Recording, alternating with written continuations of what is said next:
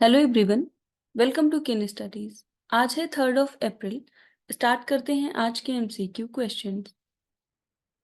आज का first question है, consider the following statements about UNESCO global Jio parks. आपसे यूनेस्को ग्लोबल जियो पार्क से संबंधित कुछ कथन दिए गए हैं और उस पर आपको विचार करना है। फर्स्ट स्टेटमेंट है, UNESCO Global Geoparks are areas where significant geological features are managed for protection, education and sustainable development. Second, a country can only have one UNESCO Global Geopark regardless of the number of its significant geological sites. और यहाँ पर आपसे सही कथन पूछा जा रहा है। यूनेस्को ग्लोबल जियो पार्क से संबंधित कौन सा कथन सही है, ये आपको बताना है।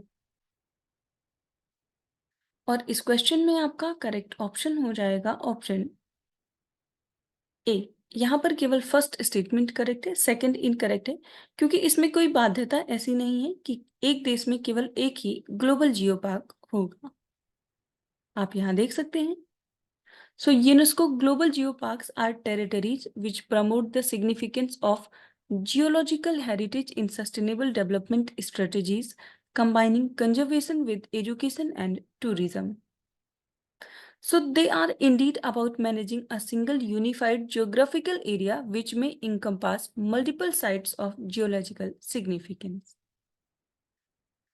And there is no limit to the number of geoparks a country can have as long as these areas are significant from a geological point of view and efforts are made towards their conservation, education and sustainable development.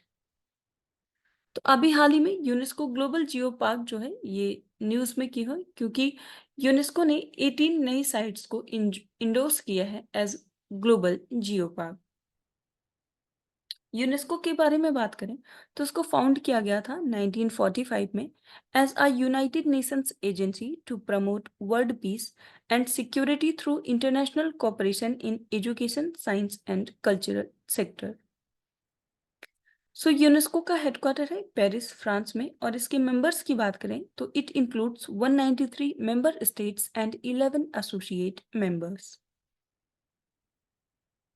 इसके साथ ही अगर हम global geo park की बात करें तो ये एक तरीके का एकीकृत भूवैज्ञानिक क्षेत्र होता है जहां पर अंतरराष्ट्रीय भूगर्भीय महत्व के जो स्थल होते हैं उनकी सुरक्षा, शिक्षा और टिकाऊ विकास की जो समग्र अवधारणा होती है उसका प्रबंधन किया जाता है, उसका उसका कंजर्वेशन किया जाता है। बढ़ते हैं नेक्स्ट क्वेश्चन की ओर। Consider the following statements regarding central pollution control board. यहाँ पर केंद्रीय प्रदूषण नियंत्रण बोर्ड से संबंधित कुछ कथन दिए गए हैं और आपको उस पर विचार करना है। फर्स्ट स्टेटमेंट है, it was established as a statutory body under the environment act of 1986. And second, it has the responsibility to address both water and air pollution under the respective acts. और आपसे पूछा जा रहा है कि CPCB से संबंधित कौन सा कथन सही है, ये आपको बताना है। और इस क्वेश्चन में आपका करेक्ट ऑप्शन हो जाएगा ऑप्शन बी। यहाँ पर सेकंड स्टेटमेंट करेक्ट है जबकि फर्स्ट इनकरेक्ट है। आप यहाँ देख सकते हैं।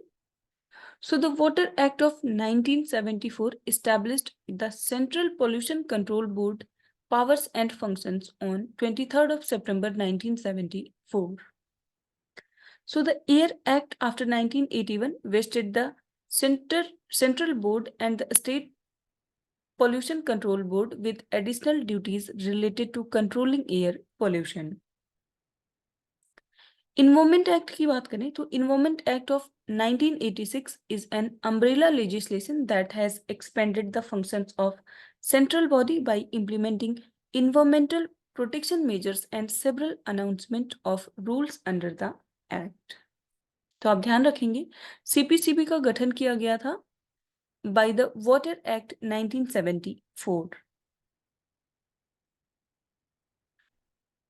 और इसका हेडक्वार्टर है नई दिल्ली में। बढ़ते हैं नेक्स्ट क्वेश्चन की ओर। When was the United Nations International Day of Zero Waste 2024 observed across the globe? आपसे पूछा जा रहा है संयुक्त राष्ट्र अंतर्राष्ट्रीय शून्य अपशिष्ट दिवस 2024 दुनिया भर में कब मनाया गया? आपके ऑप्शन है 29th of March, 26th of March, 30th मार्च या फिर 27th ऑफ मार्च। आपसे अंतर्राष्ट्रीय शून्य अपशिष्ट दिवस के बारे में पूछा जा रहा है और इस क्वेश्चन में आपका करेक्ट ऑप्शन हो जाएगा ऑप्शन सी। ये मनाया गया 30th ऑफ मार्च को। आप यहाँ देख सकते हैं। So the United Nations International Day of Zero Waste 2024 observed across the globe on 30th March this year to highlight the importance of bolstering waste management and promoting sustainable consumption and production patterns. So the observance is led by the United Nations Environment Program and the United Nations Human Settlement Program, जिसको UN Habitat कहते हैं। वर्ष 2017 में वैश्विक अपशिष्ट संकट के बारे में जब चिंता बढ़ी थी तो पर्यावरण समुदाय में कचरे के बारे में लोगों में जागरूकता बढ़ाने की बात आई थी और उसी समय पहली बार ये अवधारणा सामने आई थी कि अंतर्राष्ट्रीय शून्य अपशिष्ट दिवस जैसी चीज होनी चाहिए। इसके साथ ही संयुक्त राष्ट्र पर्यावरण सभा ने दिसंबर 2022 में इस प्रस्ताव को अपनाया था और इस प्रस्ताव को लाया गया था तुर्की देश के द्वारा, जिसमें 105 देशों ने इस प्रस्ताव को प्रायोजित किया था। इसके साथ ही पहला अंतर्राष्ट्रीय शून्य अपशिष्ट दिवस की बात करें तो वो 2023 में मनाया गया था। बढ़ते हैं नेक्स्ट क्वेश्चन की ओर। In March 2024, India renewed the agreement to export electricity to which country for 3 months? आपसे पूछा जा रहा है मार्च 2024 में भारत ने जून 2024 के अंत तक 3 महीने के लिए किस देश को बिजली निर्यात करने के समझौते को नवीनीकृत किया है? आपके ऑप्शन है म्यांमार, नेपाल, बांग्लादेश या फिर भूटान। और इस क्वेश्चन में आपका करेक्ट ऑप्शन हो जाएगा ऑप्शन बी। ये किया है भारत ने नेपाल के साथ। आप यहाँ देख सकते हैं।